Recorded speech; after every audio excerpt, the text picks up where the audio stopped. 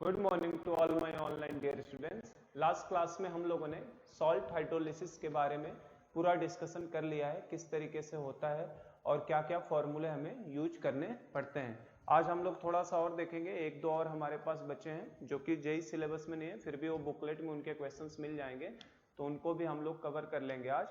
तो अगर पिछले क्लासेस में जो भी हमने किया है, अगर उसको हम लोग समराइज कर ले एक जगह पे कि हम लोगों ने सॉल्ट हाइड्रोलिसिस पूरा पढ़ लिया है ना। लास्ट क्लास में हम लोगों ने दो तीन पीछे की क्लासेस में सॉल्ट हाइड्रोलिसिस, तो सॉल्ट हाइड्रोलिसिस का हमने कंप्लीट आइडिया ले लिया है कि सॉल्ट हाइड्रोलिसिस क्या होता है, किस तरीके से होता है। और हमने इनमें चार तरीके के बेसिकली सॉल्ट्स पढ़े थे, तो उन चारों के बारे में भी थोड़ा थोड़ा हम लोग समराइज कर लें। अगर जैसे हमारा फर्स्ट सॉल्ट था स्ट्रॉन्ग एसिड स्ट्रॉन्ग बेस का सॉल्ट, जिसको हम लोग एस से एस भी लिखते थे, स्ट्रॉन्ग एसिड स्ट्रॉन्ग बेस।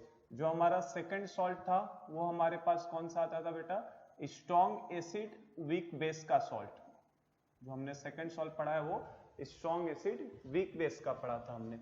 जो हमने थर्ड सॉल्ट पढ़ा है बेटा, वो हमने कौन सा पढ़ा है, अब हमने एसिड को दोनों बार स्ट्रॉन्ग रख लिया, बेस को एक बार स्ट्रॉन्ग कर दिया, एक बार वीक। अगला जो हमने पढ़ा था उस सॉल्ट था हमारा वीक एसिड और स्ट्रॉन्ग बेस का, ठीक है, तीन। और चौथे तरीके का जो सॉल्ट हमने पढ़ा था, लास्ट सॉल्ट था हमारे पास, आखिरी सॉल्ट कौन सा था, जिसमें वीक एसिड था और वीक बेस भी था। दोनों पार्ट कैसे हो रहे थे, वीक हो रहे थे। तो बस इनके बारे में थोड़ा थोड़ा हम लोग देख लें, जो हमें याद रखना है, क्योंकि फाइनली तो हमें सॉल्ट हाइड्रोलिसिस में फॉर्मूला ध्यान रखना है। डेरिवेशन भले ही कराने में मुझे 4 दिन लगे, पर आपको आखिरी दिन केवल फॉर्मूला याद रखना है, क्योंकि सारे क्वेश्चंस फॉर्मूले से करने हैं। पहले बात कर लिया जाए अगर स्ट्रॉन्ग एसिड स्ट्रॉन्ग बेस की, तो देखो स्ट्रॉन्ग एसिड स्ट्रॉन्ग बेस की बात की जाए तो स्ट्रॉन्ग एसिड स्ट्रॉन्ग बेस का नो हाइड्रोलिसिस। पहली बात क्या है इनमें, नो हाइड्रोलिसिस, इनमें कोई भी हाइड्रोलिसिस नहीं होता। हमने देखा था स्ट्रॉन्ग एसिड स्ट्रॉन्ग बेस का हाइड्रोलिसिस नहीं होता, क्योंकि इसके कॉन्जुगेट आयंस इतने वीक होते हैं कि वाटर से H+ और OH- खींच नहीं सकते हैं। नो हाइड्रोलिसिस, तो ऐसा सॉल्यूशन हमेशा कैसा रहने वाला है, न्यूट्रल रहेगा। और ऐसा सॉल्यूशन अगर न्यूट्रल रहेगा तो इस सॉल्यूशन का pH हमेशा ही कितना होना है, 7 होगा। लेकिन ध्यान रखिए ये 25 डिग्री सेंटीग्रेड पे, और मैंने बताया है कि अगर टेम्परेचर नहीं दिया है तो बाय डिफॉल्ट हमें 25 ही लेना होता है। तो स्ट्रॉन्ग एसिड स्ट्रॉन्ग बेस में कोई हाइड्रोलिसिस नहीं, न्यूट्रल रहने वाला है, पीएच हमेशा कितना रहेगा, 7 रहेगा। और जो कॉमनली हम लोग स्ट्रॉन्ग एसिड स्ट्रॉन्ग बेस के एग्जांपल्स की भी बात कर लें यहाँ पे अगर साथ ही साथ, तो जैसे एग्जांपल में NaCl NaOH और HCl से मिलकर बना स्ट्रॉन्ग एसिड स्ट्रॉन्ग बेस का सॉल्ट होगा। Ki स्ट्रॉन्ग एसिड और स्ट्रॉन्ग बेस का सॉल्ट होगा, है ना। इस तरीके के जो भी आपको दिखाई दे, calcium sulphate CaSO4 strong acid strong base का सॉल्ट है, ठीक है। तो ये सारे सॉल्ट हमारे पास स्ट्रॉन्ग एसिड स्ट्रॉन्ग बेस से बने हैं, इनका कोई भी हाइड्रोलिसिस नहीं होता, न्यूट्रल होता है, पीएच हमेशा 7 मिलेगा, कोई भी ऐसा मिल जाए, ठीक है। चलो सेकंड जो हमने देखा था, कौन सा देखा था बेटा, स्ट्रॉन्ग एसिड और वीक बेस का, है ना। स्ट्रॉन्ग एसिड हो और वीक बेस हो, तो इनके अंदर हमने देखा था कि हाइड्रोलिसिस होता है। किसका हाइड्रोलिसिस होगा, स्ट्रॉन्ग एसिड वाले पार्ट से कि वीक बेस वाले से, तो स्ट्रॉन्ग वाले पार्ट का कभी भी हाइड्रोलिसिस नहीं होगा।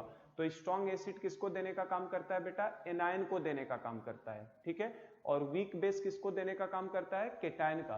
तो यहाँ पे जो हाइड्रोलिसिस होगा वो किसका होता है, केटायनिक हाइड्रोलिसिस। यहाँ पे किसका हाइड्रोलिसिस होता है, केटायनिक हाइड्रोलिसिस। और हमें पता है अगर केटायन का आपने हाइड्रोलिसिस कराया, केटायन, तो केटायन का काम क्या है, H2O से OH- को लेना। केटायन किसको लेगा, OH- को, तो छोड़ेगा क्या, H+। मतलब इस तरीके का सॉल्यूशन वो कैसा हो जाता है, एसिडिक सॉल्यूशन बनाता है, ठीक है। इसको ध्यान रखने का यह भी तरीका, स्ट्रॉन्ग एसिड है ना तो सॉल्यूशन एसिडिक होगा, है ना। लेकिन एक्चुअल में वो स्ट्रॉन्ग एसिड की वजह से एसिडिक नहीं है, वो वीक बेस के हाइड्रोलाइजेशन होने की वजह से एसिडिक होता है, ठीक है।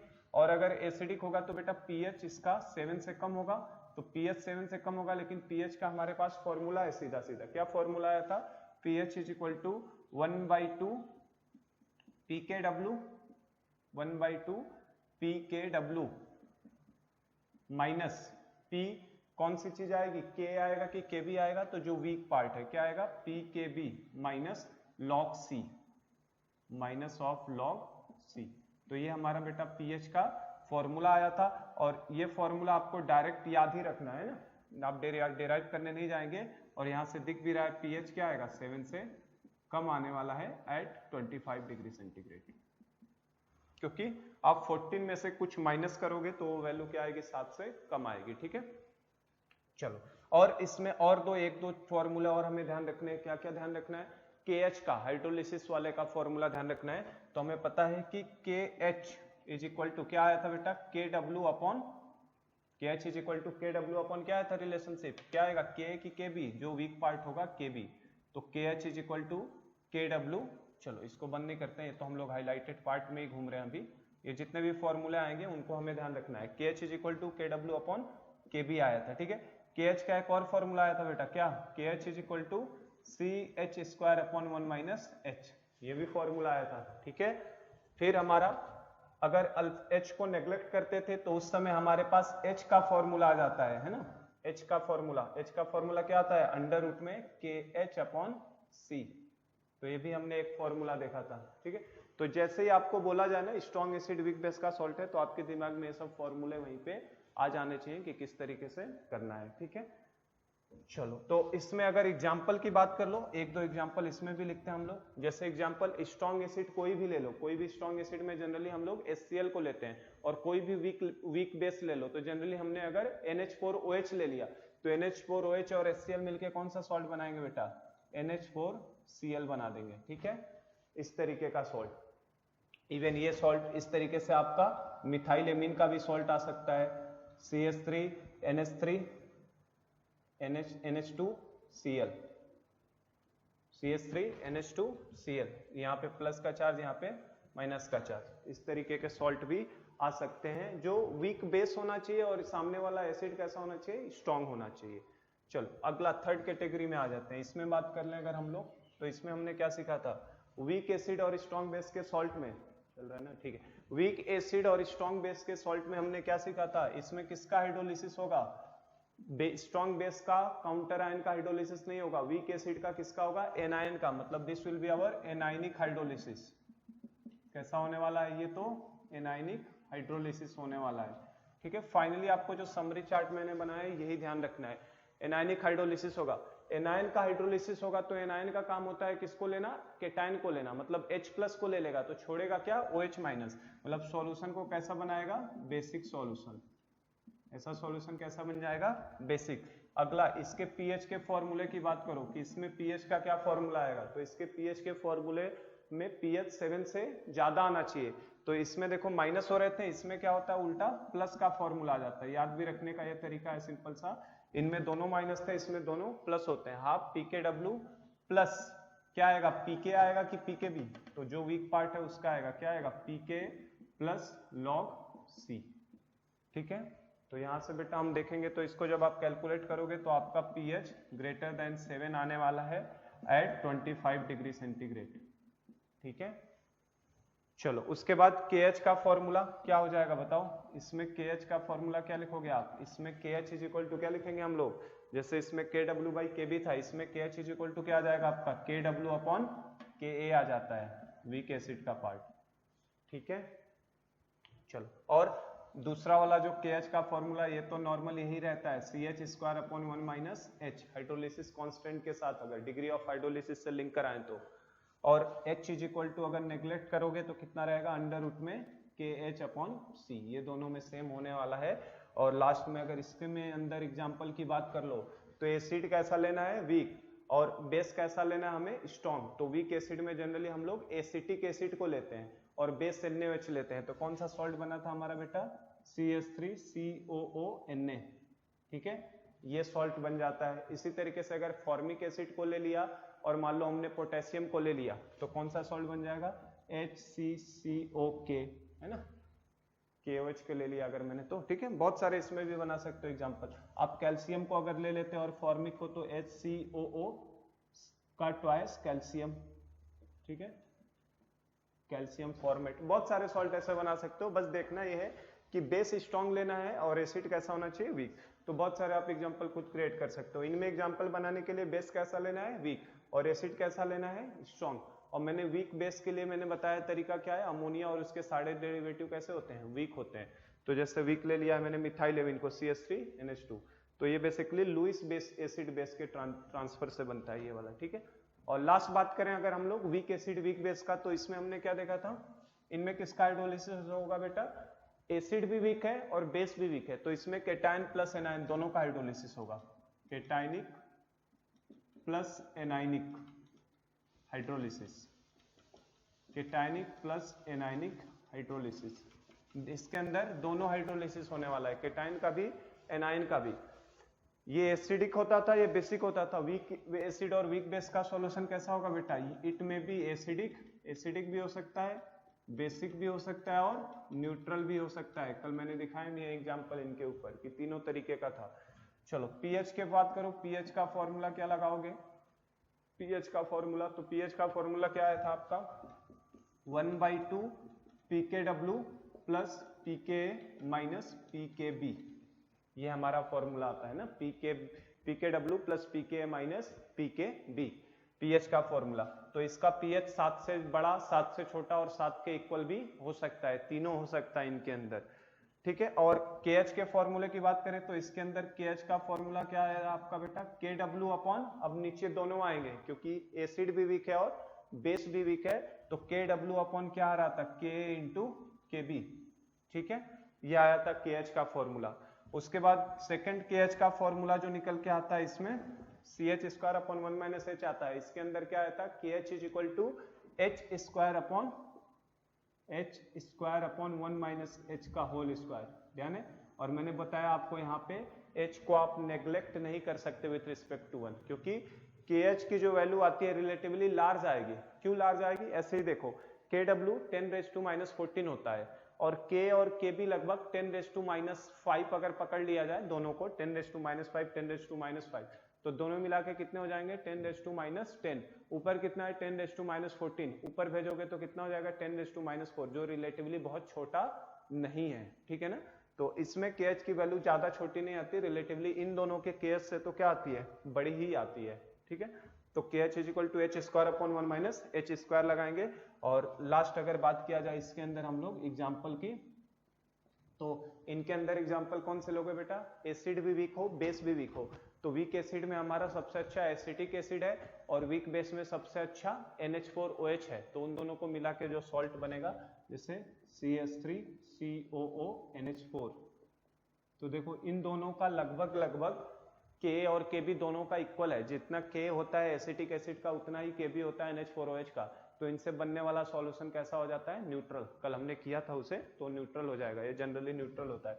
एक और अगला एग्जांपल लेते हैं, जैसे HCOONH4 अमोनियम फॉर्मेट का।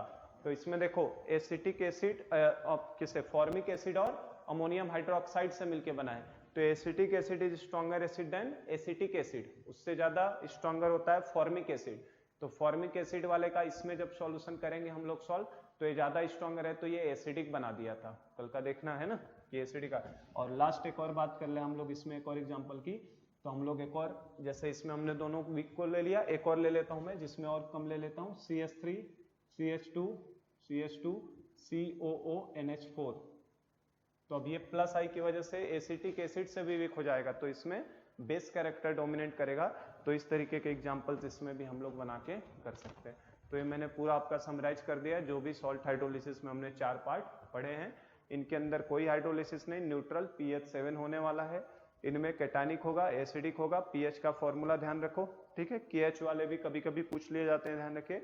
एग्जाम्पल तो आप खुद बना सकते हैं, एक स्ट्रॉन्ग एसिड उठाओ और एक वीक बेस उठाओ, स्ट्रॉन्ग एसिड का एनाल ले लो, वीक बेस का कैटायन, दोनों को जोड़ दो, ये भी आप समझ सकते हैं। ये भी तो मैंने यहाँ पे समराइज कर दिया है। ये हमारे जो है ये सिलेबस में है, जेई सिलेबस में हमारे इतने हैं, ठीक है। इनके अलावा अगर बात करें हम लोग, है ना, तो ये हमारे जेई सिलेबस के अंदर है। इनके अलावा अगर हम लोग बात करें कुछ, तो 2 और तरीके के हमें हाइड्रोलिसिस पढ़ने हैं सॉल्ट के। जैसे हमारे पास सॉल्ट होता है वीक एसिड और वीक एसिड क्या बोल रहा हूं मैं, हमारे पास और जो 2 सॉल्ट होते हैं, पैटर्न चला गया, हमारे पास 2 और तरीके के हमें सॉल्ट का हाइड्रोलिसिस पढ़ना बेटा। ऐसा सॉल्ट जो हमारा एनायन को कंटेंट किया है, पॉलीवैलेंट एनायन को, और एक और ऐसा सॉल्ट जिसके अंदर हमारा एमपी प्रोटिक एनायन कंटेंट होता है। तो वो हमारे जेई सिलेबस में नहीं है, पर बुकलेट में उनके क्वेश्चंस हैं, तो उनको भी मैं ले लेता हूं यहीं पे, ठीक है, कि उन दोनों को किस तरीके से करना है। तो ये हमारा पूरा समराइज हो गया था। चलो, तो उन दोनों पार्ट को भी हम लोग कवर कर लेते हैं।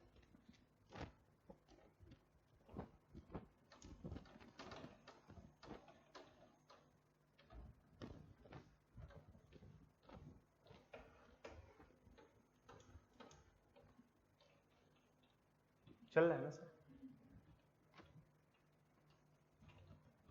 बटन टूट गया मेरा एक डिस्टर्ब हो गया फिर मैं कि क्या हो गया।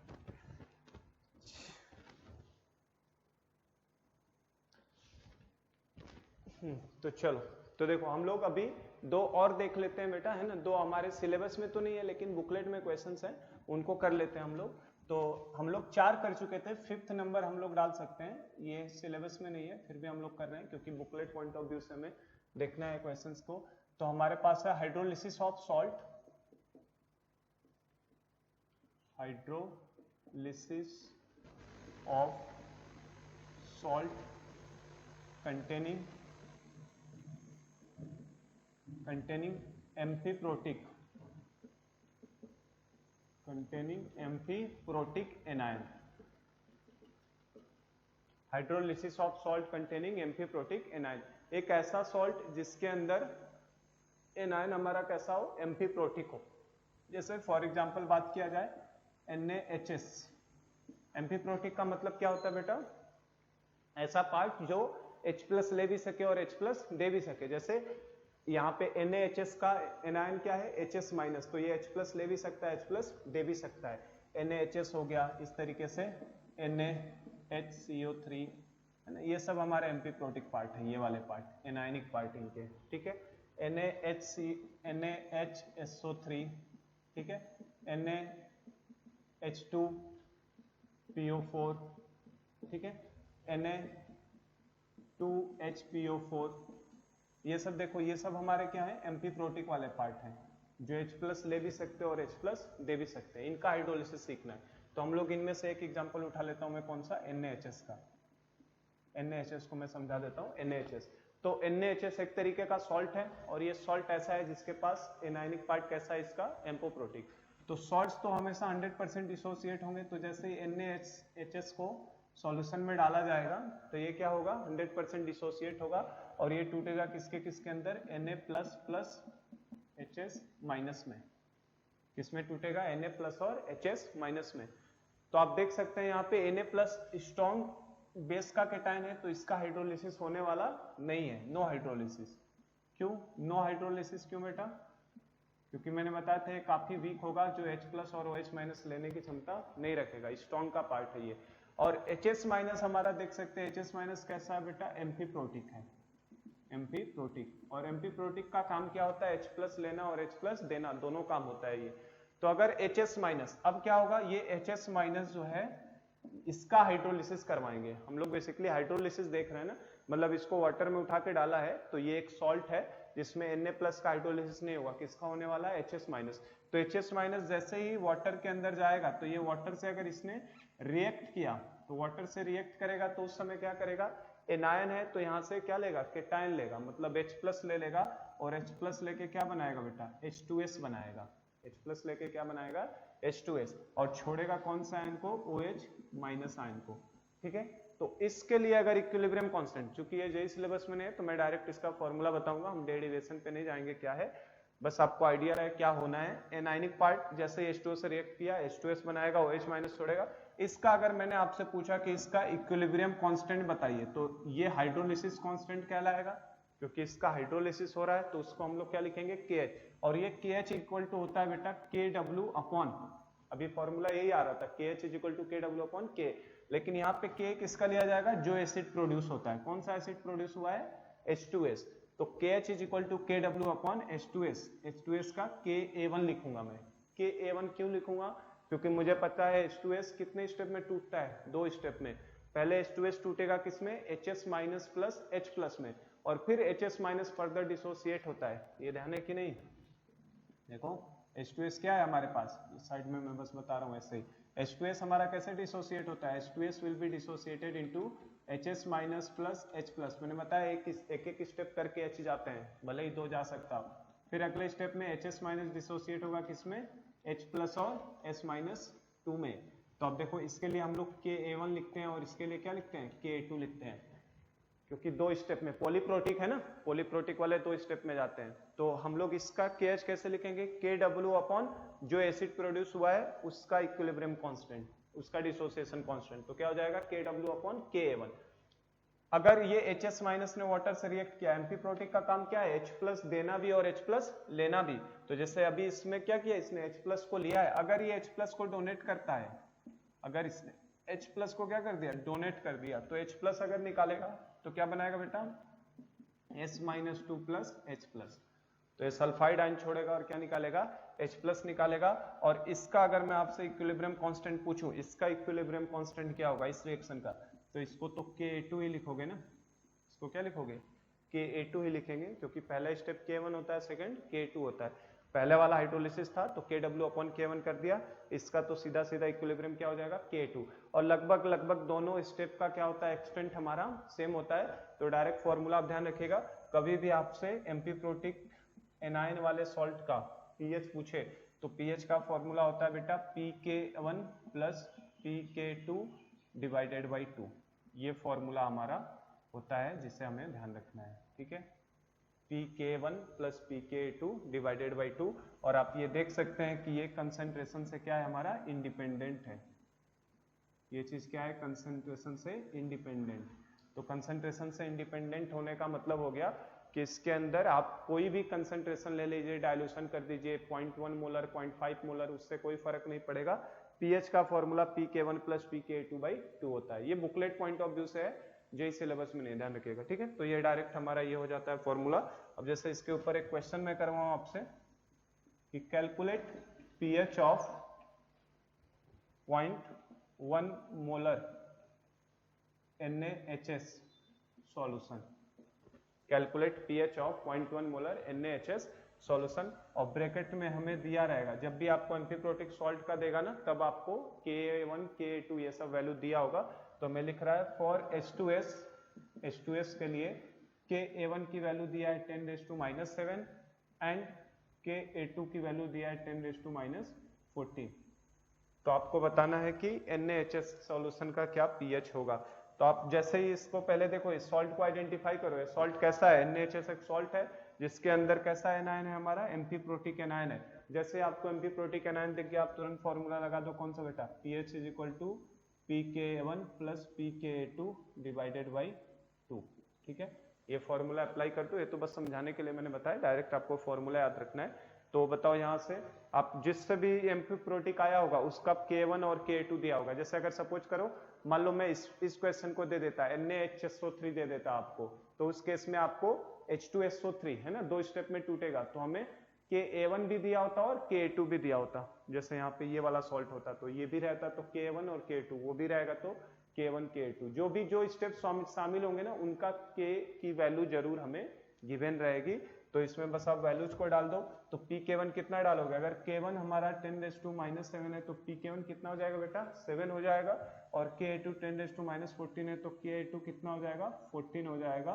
और बस इन वैल्यूज को यहाँ पे प्लेस करो आप, 7 प्लस 14 बाई 2, तो कितना हो जाएगा 21/2, और 21/2 का मतलब कितना हो जाएगा 10.5।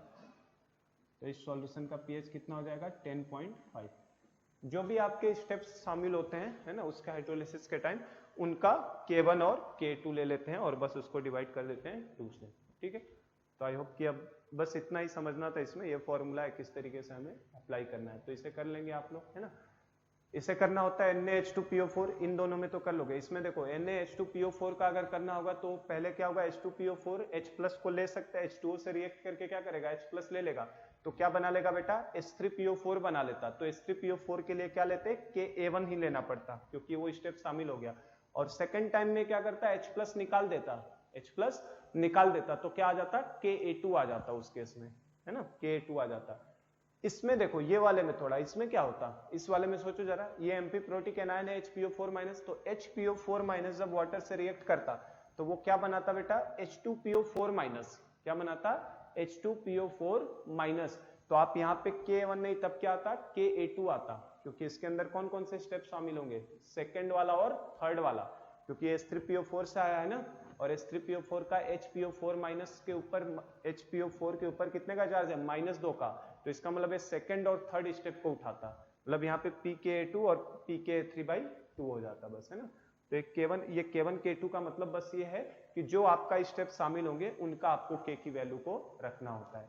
जैसे इसके केस में क्या रखते हैं, HPO4 के ऊपर -2 को H2O से रिएक्ट कराते तो क्या बनता है, H2PO4 के ऊपर -1, और H2PO4 के ऊपर -1 तो सेकंड स्टेप में आता है ना H3PO4 के, तो क्या आ जाता, Ka2 आ जाता, Ka1 की जगह पे क्या आ जाता, Ka2, और लास्ट स्टेप में HPO4 माइनस खुद H+ निकालता है तो क्या बनता, PO4 के ऊपर -3, तो वो कौन सा हो जाता, Ka3 कहलाता वो, तो बस यहाँ पे pKa2 प्लस pKa3/2 हो जाता है ना। तो वही है सेम, कुछ अलग नहीं करना है उसमें, जो स्टेप्स आपका शामिल होगा उसी को बस आपको ले लेना है। तो ये हम लोग समझ गए, ठीक है। चलो एक और चीज मैं बताऊं, यहाँ देखो मुझे ये चीज देखते एक चीज और ध्यान आ रही है, अगर हम लोग स्ट्रॉन्ग वीक एसिड और वीक बेस का सॉल्ट की बात करें, एक और चीज मुझे अभी ध्यान आ गई तो मैं बता देता हूँ। देखो वीक एसिड और वीक बेस के सॉल्ट की बात करो तो बेटा इसके पीएच का फॉर्मूला क्या आया था, वीक एसिड और वीक बेस के सॉल्ट का पीएच आया था half of pKw plus pKa minus pKb, ये आया था ना फॉर्मूला। और अगर आपको KH का फॉर्मूला याद हो तो KH इज इक्वल टू क्या आता है, H²/1 माइनस H का होल स्क्वायर, ये हम लोगों ने अभी पढ़ा वीक एसिड और वीक बेस के अंदर। जैसे ये कंसंट्रेशन से इंडिपेंडेंट है ना, वैसे ही आप देखो ध्यान से, अगर तो वीक एसिड वीक बेस से बनने वाले सॉल्ट का पीएच का formula half of pKw plus pKa minus pKb है, और KH का फॉर्मूला H²/1 माइनस H का स्क्वायर है।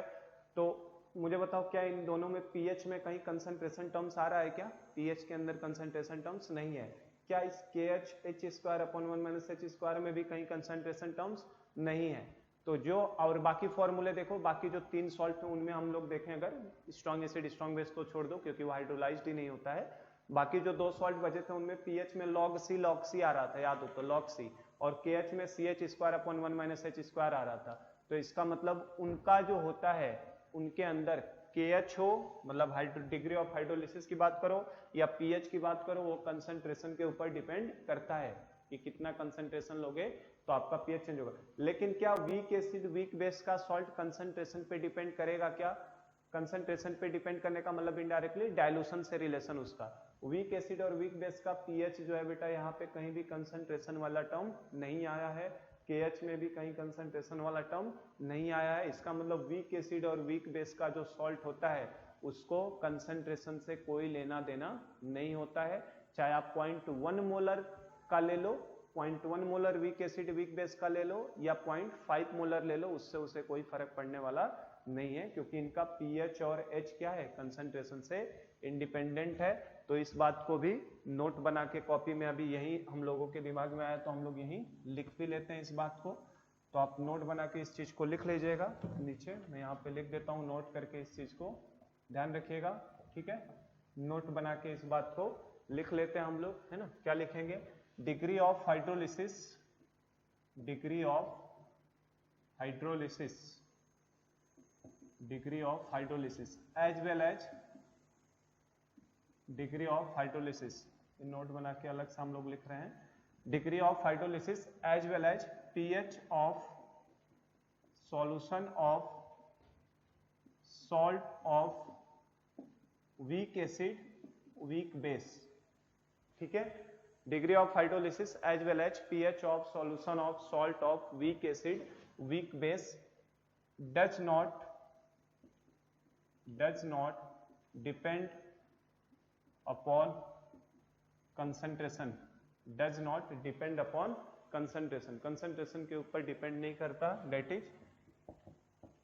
Is independent, that is independent from dilution, independent from dilution. तो बेटा ये नोट बना के लिख लीजिएगा साइड में, और इसको ध्यान ही रखना इस बात को कि जो हमारा वीक एसिड और वीक बेस का सॉल्ट होता है, वीक एसिड वीक बेस का सॉल्ट होता है, तो उसका डिग्री ऑफ हाइड्रोलिसिस की बात करो H की या फिर pH की बात करो of solution of salt of weak acid weak base does not depend upon concentration, और कंसंट्रेशन के ऊपर डिपेंड नहीं करता, मतलब that is independent from dilution. Dilution से क्या होता है, इंडिपेंडेंट होता है। इसका मैं रोल अभी आपको दिखाऊंगा बफर में, है ना, ये बफर सॉल्यूशन की तरह काम करता है। क्या होता है आ रहे हैं बफर पे भी हम लोग, तो इस बात का भी ध्यान रखिएगा कि वो इंडिपेंडेंट होता है डाइल्यूशन से और कंसंट्रेशन से। किसका, पीएच वीक एसिड और वीक बेस का केवल।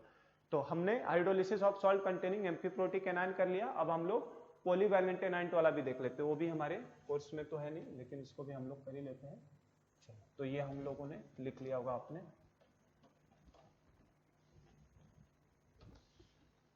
तो अब हम लोग एक पॉलीवैलेंट वाला भी ले लेते हैं।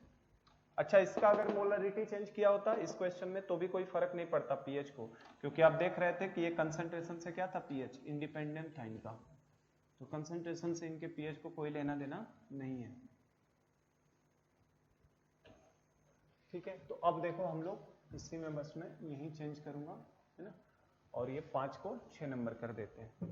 तो ये भी नहीं है, सिलेबस में ध्यान रखिएगा, बुकलेट पॉइंट ऑफ व्यू से देख रहे हैं। 6 वाला अगर हमसे पूछ ले कभी, hydrolysis of salt containing polyvalent A9. Polyvalent A9 का मतलब अब क्या है बेटा, पॉलीवैलेंट एनाइन मतलब वैसा एनाइन जिसके ऊपर चार्ज ज्यादा हो। तो जो अभी मैंने सॉल्ट बनाए थे ना, उन्हीं से मैं सॉल्ट बना रहा हूँ। देखो अभी हमने NaHS बनाया था ना, NaHS का मैं क्या करता हूँ, H हटा दूंगा तो क्या बन जाएगा, Na2S बन जाएगा। तो देखो ये पॉलीवैलेंट एनाइन हो गया, क्योंकि सल्फर के ऊपर कितने का चार्ज आएगा, -2 का, Na2S हो जाएगा। इसी तरीके से Na2CO3 बन जाएगा, Na2SO3 बन जाएगा। इस तरीके के एग्जांपल्स इनमें देखो, है ना, एम्फीप्रोटिक नहीं है ये सब, ये इनके एनाइन एम्फीप्रोटिक नहीं है। क्यों? क्योंकि मैंने इनका H हटा दिया, H हटा के मैंने क्या कर दिया, एक एक केटायन और बढ़ा दिए। जैसे Na2S हो गया, Na2CO3, Na2SO3, ठीक है, हमारा Na3PO4, इस तरीके के जो भी बनेंगे, ठीक है, वो हमारे पॉलीवैलेंट एनाइन होते हैं। तो इनका भी हाइड्रोलिसिस का क्वेश्चन अगर कभी कभी बुकलेट में मिलता है तो कैसे निकालेंगे, ठीक है। तो एक एग्जांपल मैं ले लेता हूँ, पहले वाले से ही समझा देता हूँ। कौन सा, Na2S से, आपको Na2S की बात कर लेते हैं। तो Na2S पहले तो देखते ही पता चल गया एक तरीके का सॉल्ट है। अब सॉल्ट को पहचानो ये कौन सा सॉल्ट है, तो ये सॉल्ट हमारा H2S और NaOH से मिलकर बना होगा, NaOH और H2S से। तो हमें पता है H2S तो क्या है, पॉलीप्रोटिक है, तो इसका मतलब ये एनाइन कैसा हो गया, पॉलीवैलेंट एनाइन हो गया। तो हमारा उन चारों कैटेगरी में तो आया नहीं, मतलब ये स्पेशल कैटेगरी का क्वेश्चन हो गया। तो इससे पहले क्या करोगे, इस सॉल्ट को डिसोसिएट करते हैं। Na2S 100% टूटेगा किसके अंदर, 2Na++S-2। दिन में से केटायन का हाइड्रोलिसिस नहीं होगा, सोडियम का हाइड्रोलिसिस होने वाला नहीं है, नो हाइड्रोलिसिस, ठीक है। सल्फाइड आयन का हाइड्रोलिसिस होगा, और सल्फाइड आयन हमें दिख रहा है ये किस तरीके का है बेटा, पॉलीवैलेंट है। सल्फाइड कैसा है, पॉलीवैलेंट एनायन है, ठीक है। तो इसका तो हाइड्रोलिसिस हमारा होने वाला है। अब हम लोग बात करें इस पॉलीवैलेंट एनायन की, है ना, पॉलीवैलेंट एनायन जो S-2 है। अब इसका हाइड्रोलिसिस होगा, तो हाइड्रोलिसिस होने के लिए ये क्या करेगा, वाटर से रिएक्ट करेगा। तो S के ऊपर कितने का चार्ज है बेटा, -2। तो इसकी ये भी क्षमता है कि एक ही साथ 2 H+ ले सकता है। इस कितने H+ है, इसको 2 H+ लेके H2S में जाने की कोशिश करेगा।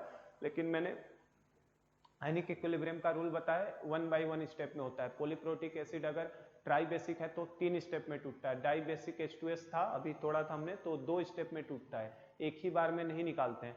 तो ये भी एक एक करके वाटर से क्या करेगा, H+ को लेगा। तो जैसे S-H2O से रिएक्ट करेगा, तो पहले स्टेप में एक केवल H+ लेगा यहाँ से, और एक H+ लेगा बेटा, तो क्या बना लेगा, HS- बना लेगा, ठीक है। यहाँ से एक H+ ले लिया तो क्या बना लेगा, HS- प्लस OH- को छोड़ देगा, ठीक है। इसका इक्विलिब्रियम कांस्टेंट हम लोग क्या लिखेंगे बेटा, K। इसके इक्विलिब्रियम कांस्टेंट को मैं, हाइड्रोलिसिस का है तो KH लिखूंगा, लेकिन अब मैं यहाँ पे 1 भी लिखूंगा, KH1। क्यों? क्योंकि ये HS- फर्दर हाइड्रोलाइज्ड हो सकता है ना, ये तो वाटर से H+ ले ही सकता है ना फर्दर, तो इसलिए मैंने KH1 लिखा, क्योंकि HS- फर्दर हाइड्रोलाइज्ड हो सकता है H2O से, तो H2O से वो फिर से H+ ले सकता है, और H+ लेने के बाद क्या बनाएगा बेटा, H2S, और छोड़ेगा क्या, OH-।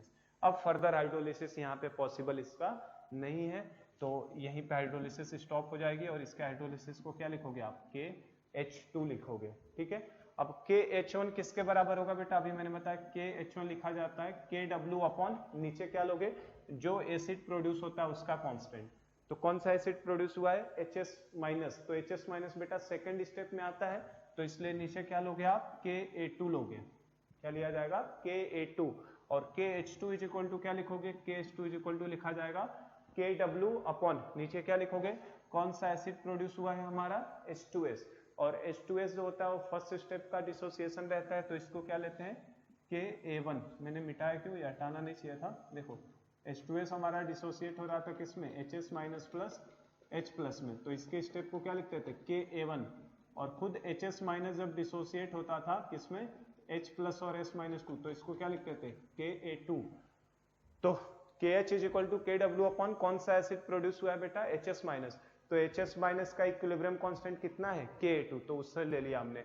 और इसमें कौन सा एसिड प्रोड्यूस हुआ है H2S, तो H2S का इक्विलिब्रियम कांस्टेंट किससे दिया जाता है KA1 से, तो उसे ले लिया मैंने नीचे। ठीक है, चलो अब देखो इसमें थोड़ा सा जरा, हमें पता है फॉर H2S, ये इंफॉर्मेशन हमें दी रहती है क्वेश्चन में। H2S के लिए बात करो तो KA1 की बात कितनी हो जाएगी बेटा 10⁻⁻7 होता है, और H2S का KA2 की बात करोगे तो 10⁻⁻14 होता है। ये दोनों वैल्यूज हमें पता है, इन दोनों वैल्यूज को हम लोग यहाँ पे लाके रख देते हैं। देखो क्यों रख रहा हूं मैं, क्या होगा यहाँ से, देखो KW हमारा 10⁻⁻14 लेना है, जब तक कुछ नहीं दिया होता है। तो KA2 की जगह पे कितना रखोगे बेटा 10⁻14, तो देखो ये वैल्यू कितनी आ जाएगी बेटा 1 आ गई, पहली वाली वैल्यू कितनी आ गई 1 आ गई। सेकंड को चेक करो जरा, 10⁻14 अपॉन KA1 की वैल्यू कितना 10⁻7, तो ये चेक करो बेटा ये कितना आ रहा है 10⁻14 अपॉन 10⁻7, तो +7 करेगा ऊपर जाके तो कितना आ जाएगा 10⁻7।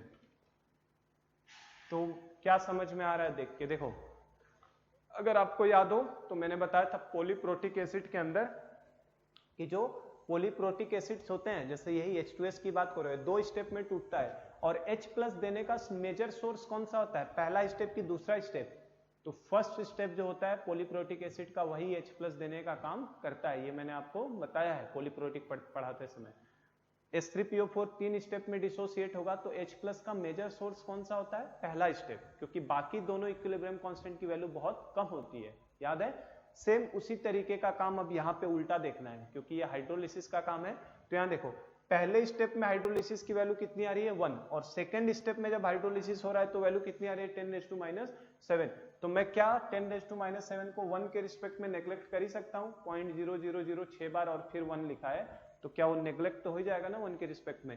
तो यही खास बात होती है इनका, मतलब ये आगे वाले स्टेप्स को मैं क्या करूंगा नेग्लेक्ट कर दूंगा इसका हाइड्रोलिसिस। तो जैसे हमारा पॉलीप्रोटिक एसिड में क्या होता है, पूरा का पूरा H प्लस का सोर्स पहला स्टेप होता है, H3PO4 3 बार में टूटता है, लेकिन पूरा का पूरा H प्लस पहला वाला देता है। उसी तरीके से पॉलीप्रोटिक में जो H प्लस का सोर्स है हमारा एक पहला स्टेप से होता है। इसी तरीके से अगर किसी एनायन की बात करोगे तो एनायन का जब हाइड्रोलिसिस करोगे आप, पॉलीवैलेंट एनायन का हाइड्रोलिसिस, तो उसमें पहले स्टेप में ही मेजर हाइड्रोलिसिस होता है, बाद वाले स्टेप में हाइड्रोलिसिस क्या है लगभग नेग्लिजिबल है।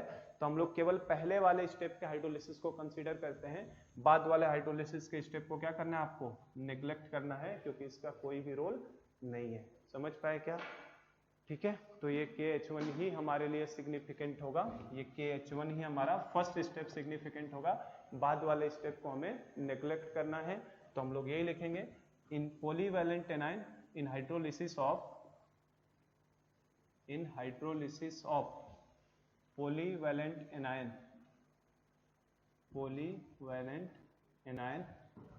only first step will be significant, ठीक है बेटा। तो ये ध्यान रखना, पॉलीवैलेंट एनायन के केस में केवल फर्स्ट स्टेप आपका हाइड्रोलिसिस के लिए सिग्निफिकेंट होता है, बाद वाले फर्दर स्टेप पे हाइड्रोलिसिस हम लोग नहीं मानते हैं। जैसे PO4 के ऊपर -3 आता तो कितने स्टेप में हाइड्रोलाइज्ड होता, PO4 के ऊपर 3-, अगर ये सवाल मेरा होता PO4 के ऊपर -3 है, ये भी तो एक एनायन है ना, जैसे ये वाला मैं दे देता आपको सॉल्ट, तो किसमें टूटता 3Na+ और PO4 के ऊपर -3, तो Na+ का तो हाइड्रोलिसिस नहीं होता, PO4 के ऊपर -3 का हाइड्रोलिसिस होता, और ये हाइड्रोलिसिस होता तो कितने स्टेप में हाइड्रोलाइज होता बेटा 3 स्टेप में। पहले एक H+ लेता तो क्या बनाता है HPO4 के ऊपर -2, फिर एक और H+ लेता तो क्या बनाता है H2PO4 के ऊपर -1, और फिर एक H+ लेता तो क्या बनाता है H3PO4। तो ये 3 स्टेप में जाता, तो उन 3 स्टेप में से कौन से स्टेप से हाइड्रोलिसिस को माना जाता, केवल फर्स्ट स्टेप को माना जाता, बाकी 2 स्टेप को नेग्लेक्ट करते हैं हम लोग। समझे बात को।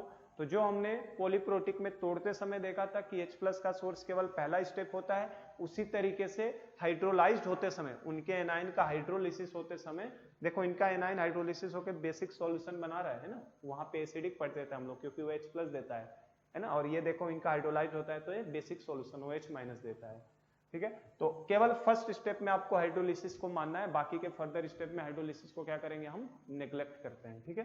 तो यही बात आपको ध्यान रखनी है कि hydrolysis of polyvalent anion only first step will be significant, तो केवल फर्स्ट से आपको हाइड्रोलिसिस को मानना है, नीचे वाले फर्दर स्टेप को आप क्या कर दोगे, नहीं मानोगे, जैसे H+, समझ गए ना। चलो ठीक है, आगे तब इसके ऊपर एक न्यूमेरिकल हम लोग कर लेते हैं, इस पे भी एक क्वेश्चन मैं दे देता हूं आपको, किस तरीके से आपको इनके ऊपर क्वेश्चन मिलेगा, ठीक है। चलो तो हम लोग ये हटाते हैं और क्वेश्चन हम लोग एक ले लेते हैं इसके ऊपर, पॉलीवैलेंट एनायन के ऊपर।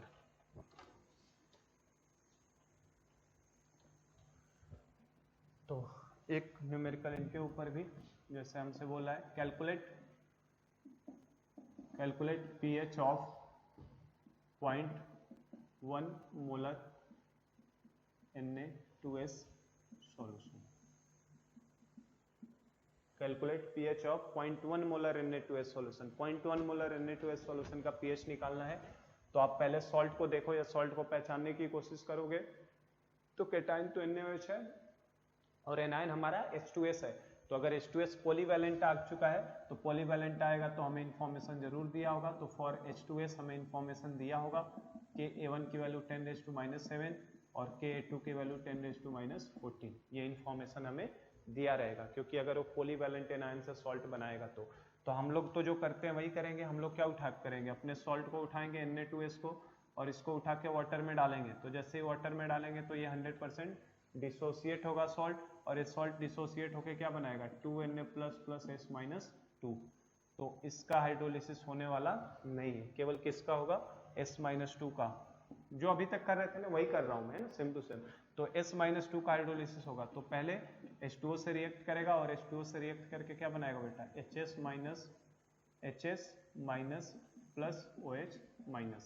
यहाँ से H+ को ले लेगा, एक ही लेगा H+ पहले, HS- और OH- छोड़ेगा, फर्दर ये हाइड्रोलाइज हो सकता है, जबकि मैंने इन्फॉर्मेशन आपको दे दी है, फर्दर हाइड्रोलिसिस को हम लोग नेग्लेक्ट करेंगे क्योंकि वो काफी वैल्यू छोटी होती है, तो केवल मैं फर्स्ट स्टेप से मानूंगा। तो जो हम लोग करते आ रहे थे, अगर इसका सपोज करो कंसंट्रेशन C होता तो सल्फाइड आयन का भी कितना होता C, तो ये अगर C कंसंट्रेशन होगा, वाटर को तो कुछ बात नहीं करना है, तो शुरू में ये दोनों कुछ नहीं रहेंगे, नेक्स्ट स्टेप में क्या लिखते हैं बेटा C-CH लिखते थे, C-CH, यहाँ पे क्या लिखोगे CH, इसका भी कितना लिखोगे CH। हाइड्रोलिसिस करने के बाद देखो जो हमारा एम्फीप्रोटिक एनायन वाला था उसका फॉर्मूला है, लेकिन इसमें फॉर्मूला नहीं, इसमें थोड़ा लगाना पड़ता है हमें, तो ये C-CH हो जाएगा, ये भी CH हो जाएगा, ये भी CH हो जाएगा। तो मुझे pH चाहिए, तो मुझे तो OH- का कंसंट्रेशन दिख रहा है, OH- का क्या है CH, तो अगर मुझे C तो पता ही है कितना दिया है 0.1 मोलर, मुझे H की वैल्यू मिल जाए तो मैं OH- निकाल लूंगा, उसकी वजह से POH मिल जाएगा, फिर हमें क्या मिल जाएगा pH मिल जाएगा। तो क्या करें हम लोग, कैसे निकाला जाए इसको, किस तरीके से निकाला जाए, तो क्या लगाएंगे इसके अंदर दिमाग, इसका हम लोग हाइड्रोलिसिस कांस्टेंट की बात करते हैं, तो इसको हाइड्रोलिसिस कांस्टेंट को KH1 लिखेंगे, और KH1 बराबर कितना आ रहा था बेटा हमारा KW अपॉन जो एसिड प्रोड्यूस हुआ है कौन सा HS-, उसका इक्विलिब्रियम कांस्टेंट, तो कितना Ka2, ठीक है।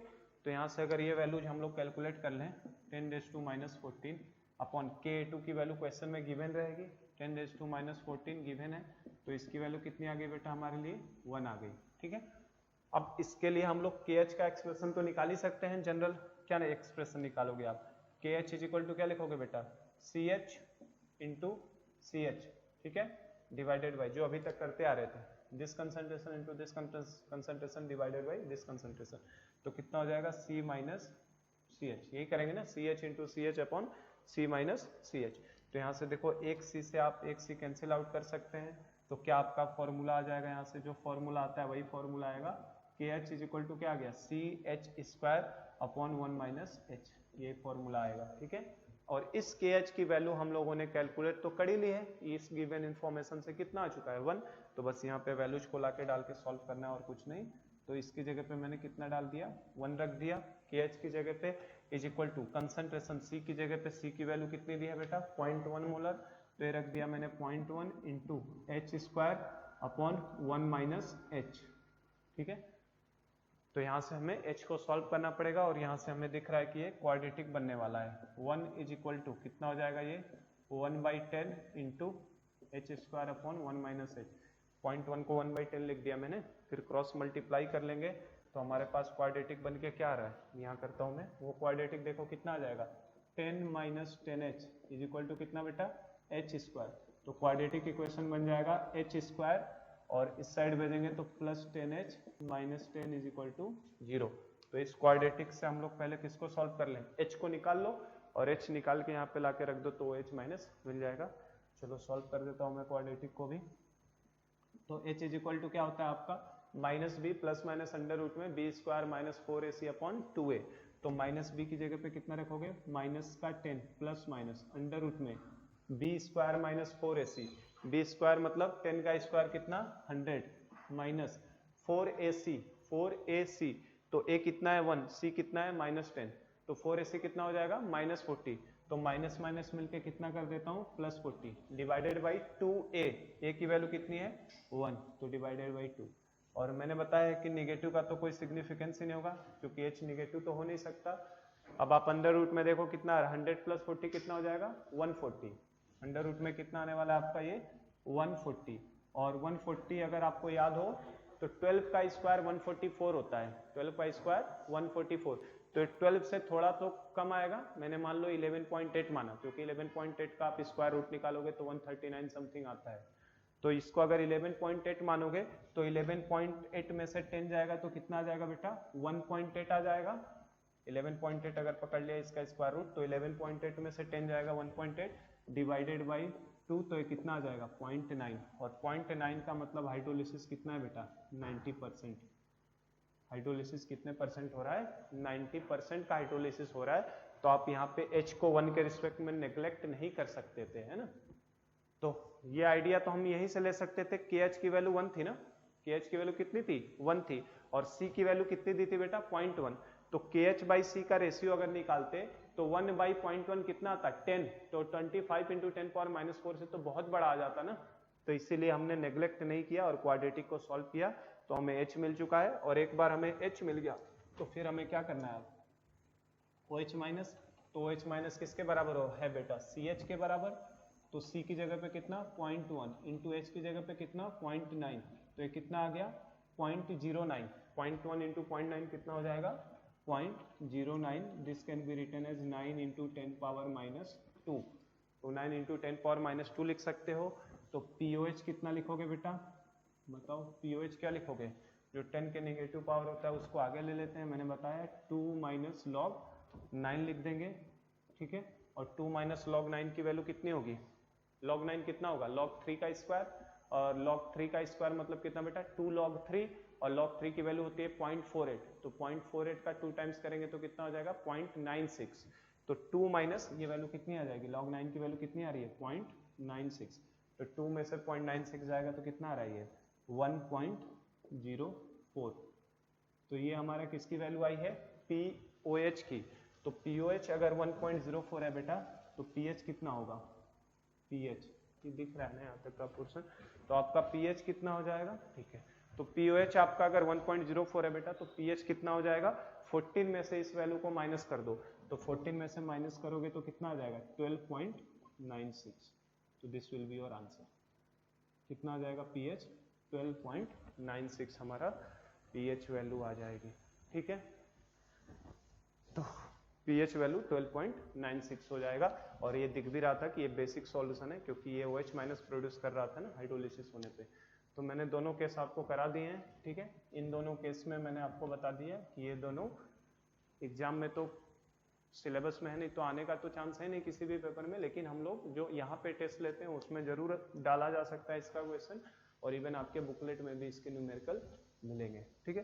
तो आज मैं यही स्टॉप करता हूँ लेक्चर को, है ना। हम लोग बफर सॉल्यूशन वाला पार्ट, मतलब हमने सॉल्ट हाइड्रोलिसिस कर लिया, सॉल्ट हाइड्रोलिसिस में हमने क्या कर लिया इक्वल अमाउंट में एसिड और बेस को मिक्स किया था। अभी हम लोग जो नेक्स्ट हम लोग करने वाले हैं, तो नेक्स्ट हम लोग देखेंगे केस सेकंड देखेंगे। केस फर्स्ट था हमारा, केस सेकंड होगा जिसमें एसिड बेस का अनइक्वल अमाउंट मिलेगा, और अनइक्वल मिलेगा तो उनमें से कोई एक खत्म हो जाएगा, एक कोई रह जाएगा, तो बेटा वो बफर सॉल्यूशन का केस बनता है, वो काफी अच्छे हो जाते हैं प्रॉब्लम फिर।